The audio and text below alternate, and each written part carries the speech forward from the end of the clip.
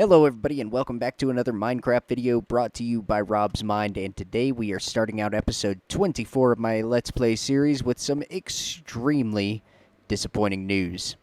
As you can see, we have no road, we have no iron farm, we have no super smelter, we have no twisted cactus farm tower that goes up like nearly 200 blocks and, happened to cost like 7,000 blocks or so.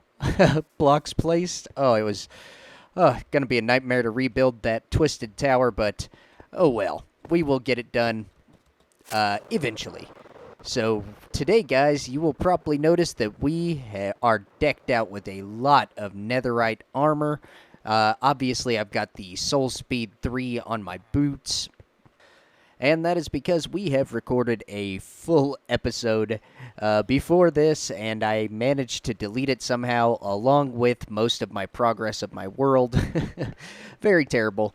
They were two separate incidents, of course. I updated to 1.16, which means, unfortunately, because I did not do my research, I did not realize that the RTX is still in beta, so unfortunately we have lost the ability to do RTX shaders. We have also lost significant progress in the world, and I did an entire episode that you guys won't see because I somehow managed to delete it while I was rendering it and about to upload it to YouTube. So tons of unfortunate things have happened with Minecraft and YouTube anyways, but outside of a little bit of that, you know, it was Father's Day, we had the big release of Minecraft 1.16, and also it was my birthday shortly after that. All pretty good things. And also, like I say, we have gotten tons of progress done. So I'll have to do a decent job of showcasing that in today's episode. We've gotten all of our villagers back, because obviously these guys were in the iron farm at one point. Joy, I get to put them back. But I'm going to keep this guy. He is my mending villager. You can see here, he's normally 22 emeralds, but we've got him for 1 because I've cured a zombie villager around him.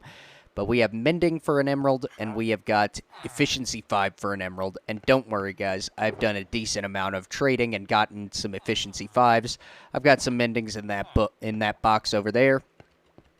And most importantly, I have a lot of TNT. We have got lots of TNT because that, guys, is the superior method for finding the ancient debris and smelting that into netherite. I have gotten tons of the stuff. I mean, even let's go in here and grab my toolbox real quick. In my toolbox, we have got a full set of netherite armor minus the boots, which I am wearing. We have got sharpness, you know, all of the swords, extra tools, all upgraded up with the netherite, and not to mention I've got 21 netherite ingots and 3 extra ancient debris. So, pretty good. We are pretty rich on the ancient debris and netherite front. I don't really have anything else I want to upgrade. But, I do want to show you guys my method.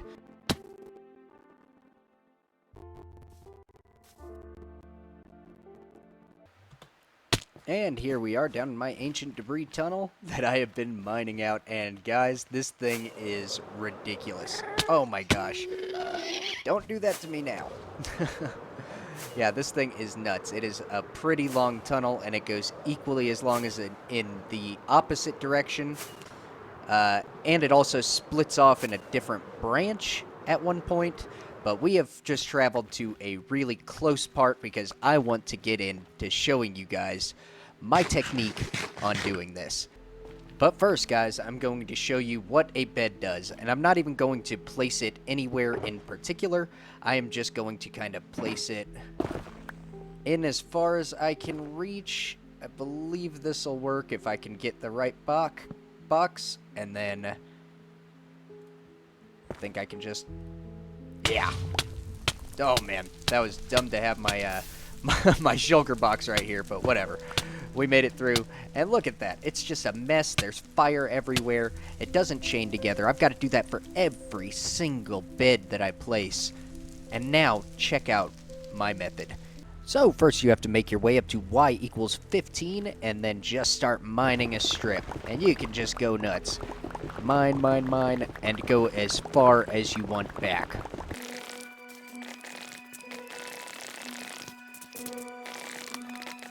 If I see a quartz vein, I do like to mine it out because even though it's renewable, I love having this stuff. Honestly, it is like having a portable experience farm.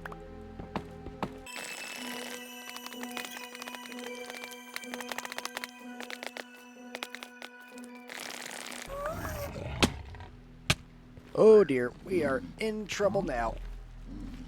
Get out of here. Go, get back. Alright. Man. Gotta love playing in hard in a pair of netherite boots. And next we are just going to start placing our TNT. We're going to place down 1 and then 4 blocks to the next one. So 1, 2, 3 block gap between TNT on the 4th block. So 1, 2, 3, 4.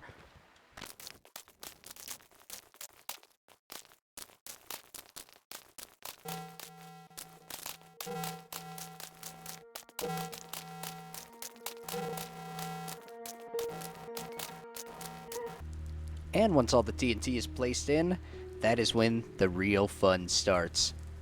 Shoot it with a flame bow or hit it with a flint and steel, or if you're feeling a little bit scared, you can go ahead and always light a fire near it and wait for the fire to just passively ignite it. It should prevent all mobs from going hostile at you if it happens to injure them. But you know what? We're going to be in a lot of fights coming up, so I'm not too worried about it. And see, it goes in a pretty good chain reaction and destroys out at y = 15 a bunch. I haven't paid attention to if we've seen any ancient debris, but I don't believe we have. But yeah, I have just been doing this, and it is a very quick and very effective method of getting ancient debris.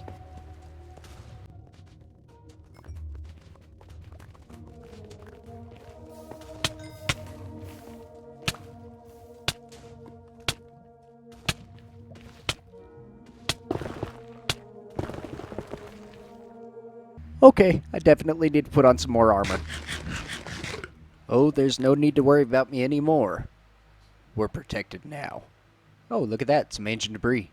Let's go through and blow up this whole 1 stack of TNT, see how much we get, and then we'll go ahead and see how much I can get in 1 hour of doing this. Look, some more over there. Yeah, we got a lot coming our way. But yeah, I'm about to get in a fight with some skeletons, and I will see you guys in a moment. Alright guys, so I went through that stack of TNT, and it probably took me around 45 minutes to do it, but you have to keep in mind that every bit of nether quartz or nether gold ore that I saw, I picked it up. Oh yeah, with silk touch, because like I say, that nether quartz, man, it is amazing for mobile experience. But as you guys can see here, we have got 14 ancient debris from that 1 stack of TNT, which is not bad. It's honestly about half of my best. I've gotten 32 in 1 single stack of TNT, which is really, really good, because this stuff is ultra rare to find. I will just say, though, guys, mine around whenever you find 1 piece, because where you find 1, even in a huge radius, there is probably more. They are surrounded in blocks other than ancient debris. So I'm going to go ahead and grab a whole bunch of TNT. I'm going to keep these 14 separate, and I am going to blast my way all the way through and go as fast as I can without picking up any quartz for 1 hour and see how much ancient debris I can get.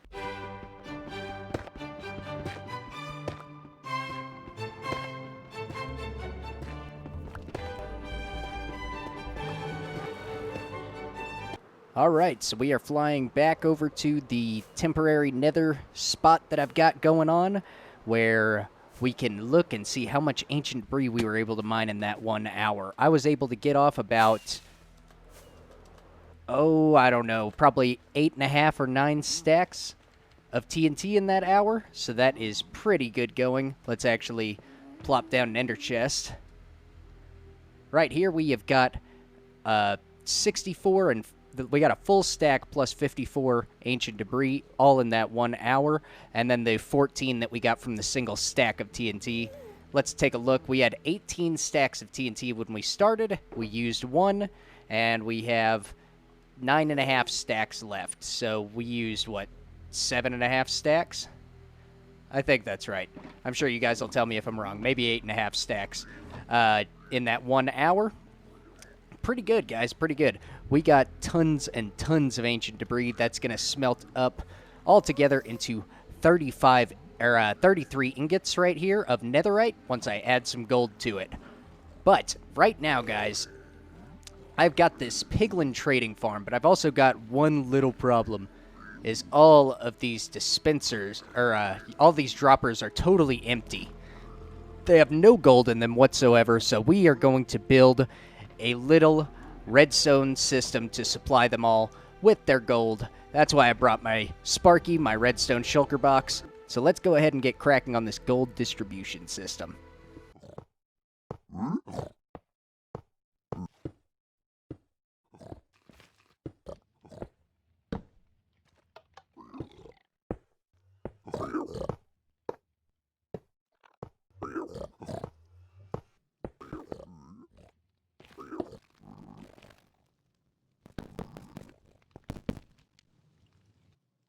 So guys, I know you're probably pretty excited to hear about the piglin farm and see how easy it is and, you know, how to build it and all that stuff.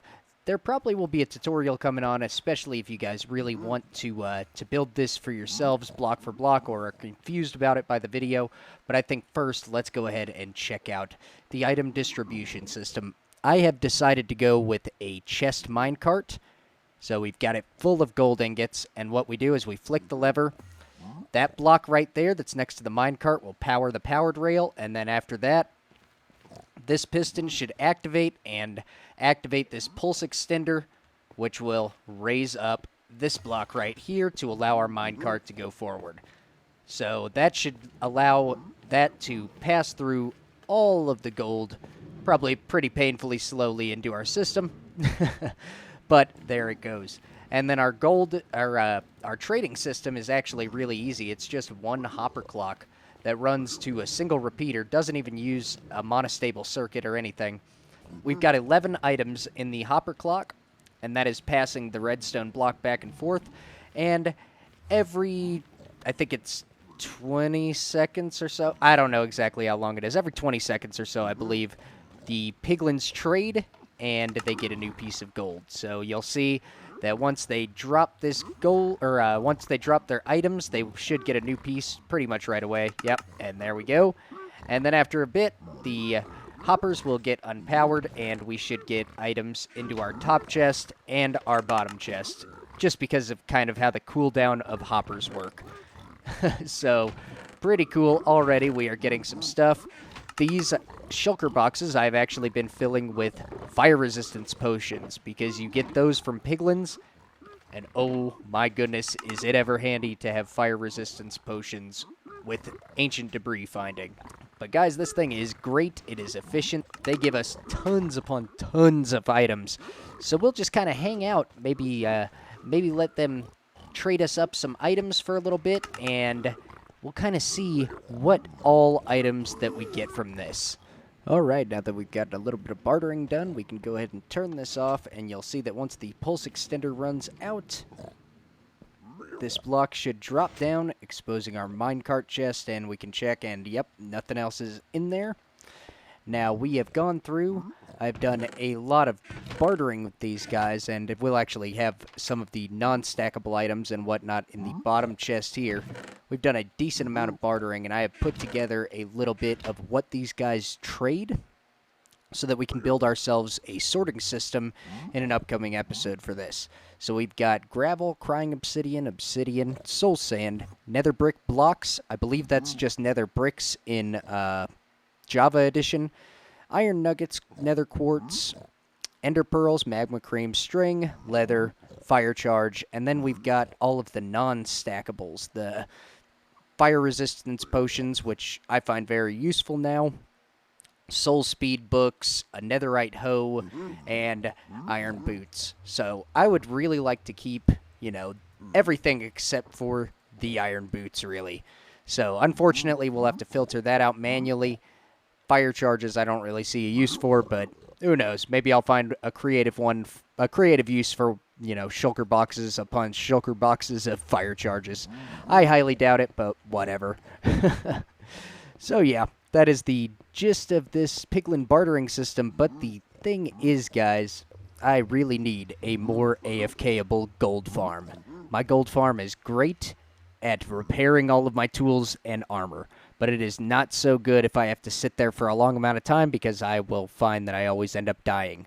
So let's go and start working on a brand new gold farm.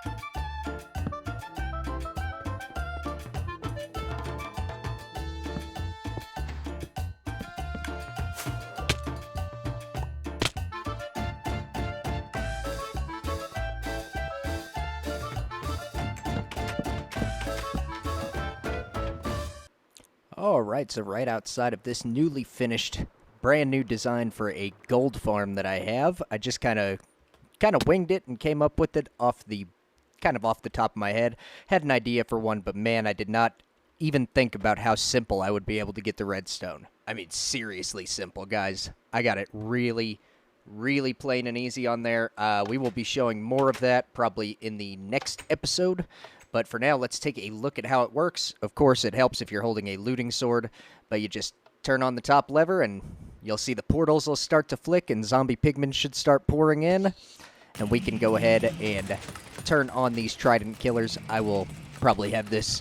The game sounds muted for this part anyways because it is ridiculously loud in here. But as you can see, and probably even hear, we have got zombie pigmen pouring into here, dying, and then their items are actually being shot out and against those honey blocks down there and filtering all of the gold ingots and gold nuggets.